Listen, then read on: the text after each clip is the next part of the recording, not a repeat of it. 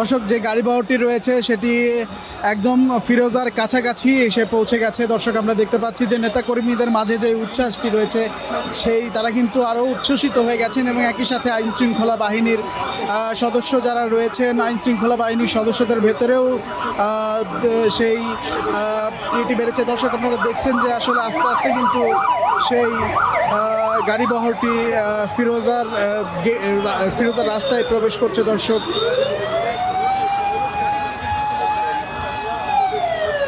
জানিয়ে রাখি যে সাবেক প্রধানমন্ত্রী বেগম খালেদা জিয়া, বিএনপির চেয়ারপারসন, তার গত 4 মাস আগে কিন্তু তিনি চিকিৎসার উদ্দেশ্যে লন্ডনে গিয়েছিলেন এবং লন্ডন থেকে 4 মাস পরে কিন্তু তিনি আজকে তার 2 পুত্রবধূকে সাথে নিয়েই কিন্তু তিনি দেশে ফিরেছেন এবং তার পুত্রবধূ তারা কিন্তু দীর্ঘ 16 বছর পর তারা বাংলাদেশে এসে পৌঁছলেন এবং বাংলাদেশে আসলেন এবং আমরা নেতাকর্মীদের সাথে কথা বলেছিলাম। তারা আশা করছেন যে এই ধারাবাহিকতায় আসলে দেশনায়ক, তারা বলছিলেন একজন তাদের ভেতর থেকে যে তাদের দেশনায়ক তারেক রহমান তিনিও সেই একই ধারাবাহিকতায় দেশে প্রত্যাবর্তন করবেন এমনটি আশা করছেন।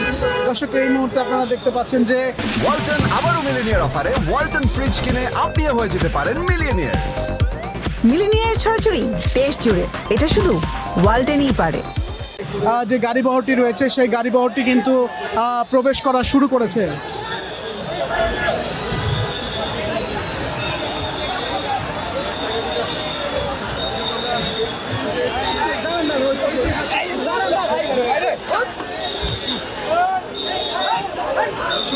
আমরা দেখছি